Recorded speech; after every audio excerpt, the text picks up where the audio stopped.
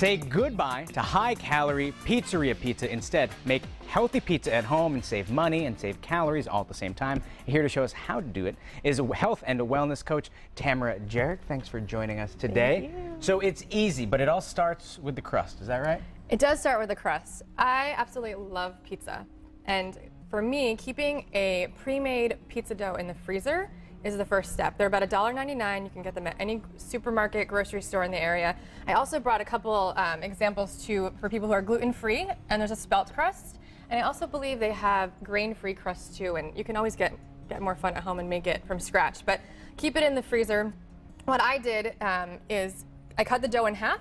So wait, two for the price of one. Two for the price of one. You can also cut it in quarters, and then everyone can have an individual pizza. That's it's a great fun with the idea. family. It's fun, you know, you can make it big. There's nothing better like a date night or a family fun than playing with some pizza dough, and it's so inexpensive. But that's one of your tips too, to eat a little healthier. You cut the dough in half and you have a thinner crust, so you're eating less carbs. Absolutely. Nice. Thinner So crust. how do we go about, I see you have a rolling pin here, so we're not going to flip it. We're not going to do it like the pizza shop way, right? Not today. So Next time. next time. Next time we can do the homemade we'll dough. build That on gets it. tricky. But we are going to roll out the dough, and I'm going to ask you to Sure. roll the dough.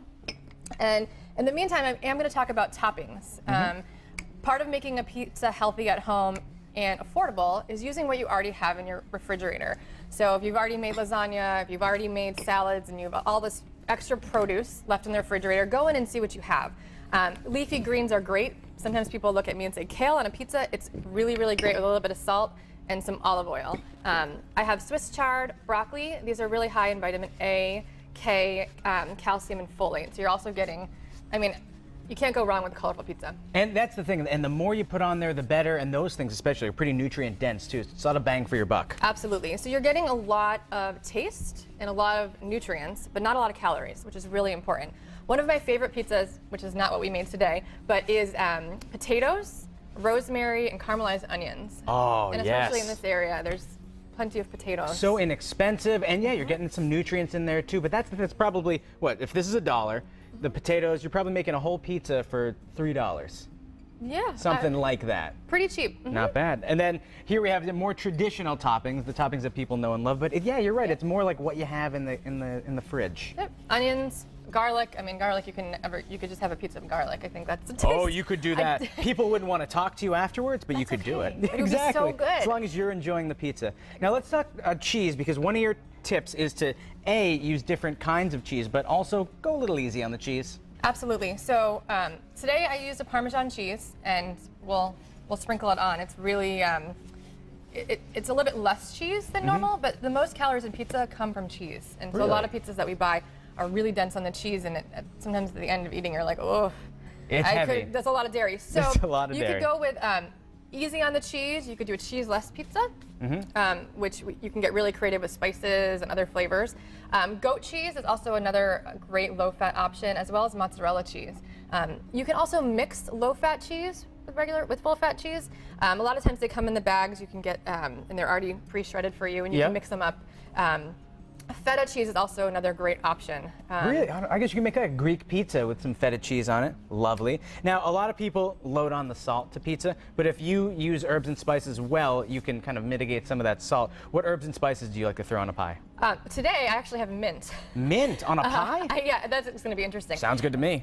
Rosemary, oregano, the like average Italian spices, they all come mixed together. You really can't go wrong with any spices. Cumin is really good sometimes. Cumin on I'll pizza. throw in turmeric sometimes. Turmeric is Now good we're for just getting inflammation. crazy. Right. And the fun thing is whatever sauce you're using, or for sauceless, you can just throw in a bunch of spices. However you do it, you know, in your salad dressings, whatever spices you like, you really can't go wrong. That's true, because at the end of the day, worst case, you're just making a tasty flatbread too. Exactly. So let's build this guy up. How do we start? So what I had in my refrigerator was zucchini, scallions, I had mint, I put it in my tea, and Parmesan cheese.